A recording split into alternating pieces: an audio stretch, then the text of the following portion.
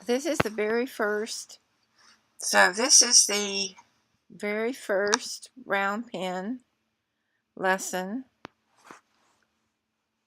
for Tori, who is my off-the-track thoroughbred. She was last raced January 18th,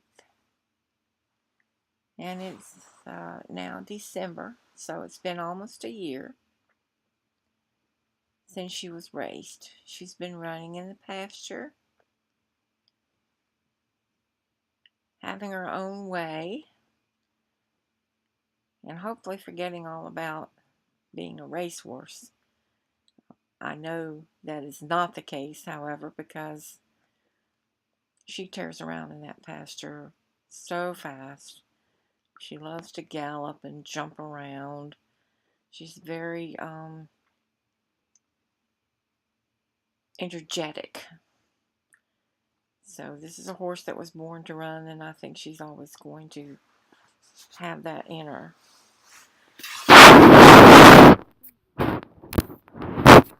Is I'm going to be attempting to give her respect lesson, and this is round penning is another name for it, but it's all about the chase. And what that means is that you get the horse's respect and love and obedience by chasing them. It's an instinct that they have when they are chased. They learn to give the horse who's chasing them power over them so that they can be allowed to join the herd. So to begin this, you just ask the horse to stand still. I'm asking her to whoa while I brush her. You can see that she's backing off from me. Now I'm not going to chase her for that because I told her to whoa, and she did. So as long as she's willing to stop when I tell her to, I'm not going to chase her every time she moves a foot. You don't want to be too perfectionist about this because they get worried and scared, and they're standing there trembling, waiting for the next shoe to drop. What is going to be asked of me next? And they're very I've seen horses that have been round pen that turn out that way, and it's not good. So don't be perfectionist about it.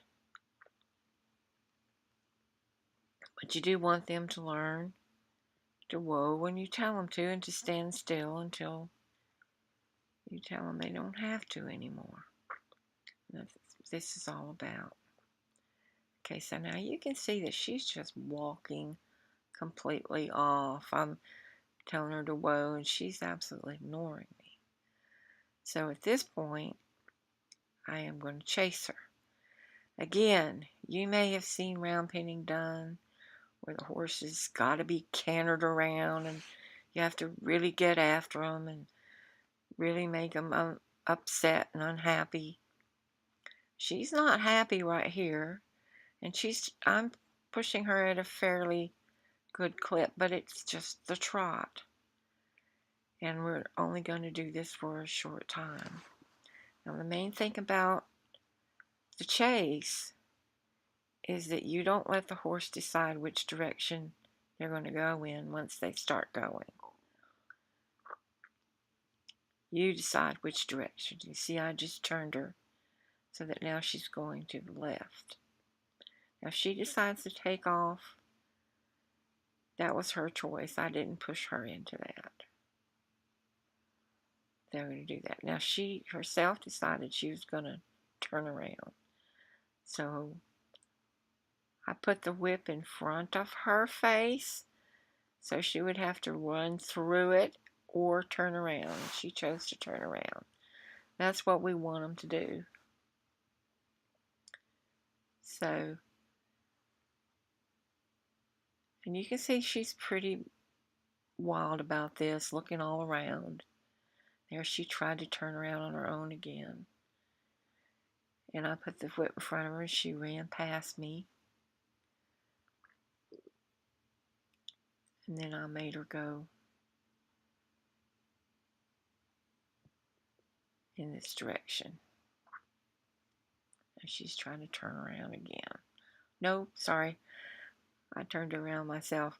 I am not able to see this video very well while I'm doing these voiceovers. So sometimes what I tell you I'm doing and what you see me doing are two different things because I can't very well see. Now see, I've changed hands, put the whip in front of her, ask her to turn and go the other way. So I'm going to turn her fairly often. Now right there, she decided she was going to do the turning. So I'm getting, and she ran past me again. And see, this is kind of a little fight we're having. But the nice thing about this fight is it's on the ground. You're not riding her while she's putting up this fight. And this isn't even, it's just a few minutes that we've been doing this. So I'm not going to be running her into the ground or going in endless circles. I take my time with this. I spread it out over several sessions. It works just as well to be slower and more patient.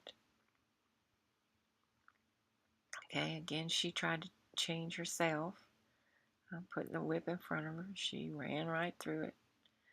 So I'm going to go on the other side, put the whip in front of her again. This time she said, okay, you got me. I'm going to turn around. So this is what we're working on right now. It's just, you go, just go in the direction I want you to. I'm shaking the whip in her face right there. And she turned around and went the direction that I asked her to go in. So, and again, you can see she's looking to the outside. She's not liking this at all. But they really, especially at first, they don't like to be chased. Horses want to be part of something. They don't like being chased off by themselves because a lone horse is vulnerable. And that's so instinctively they don't want to be sent away. And they kind of don't like to be controlled. Or they think they don't. They really do want to be controlled. They're looking for a leader to protect them and keep them safe. So they're kind of in a constant bind between two instincts. One is to move up in the pecking order so you get better grazing grounds and more food and girlfriends and boyfriends.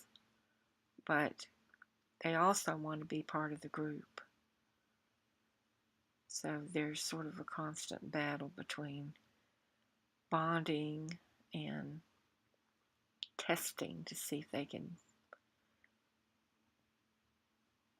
be better there, more powerful than you. So we're still working on, I want you to go in the direction I want you to go in, and she wants to see if she can't turn herself around and do what she wants to do. Of course, she's been doing exactly as she pleases. She's been turned out for almost a year now.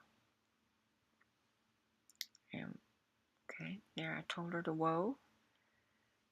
She started whoaing just a little bit. She slowed down. Then I told her to whoa again.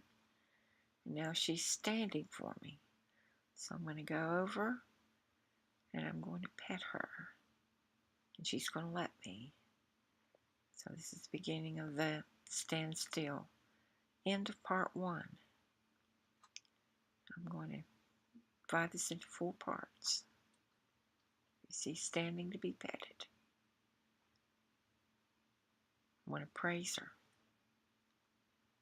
when she's doing this. This is the goal of the whole thing.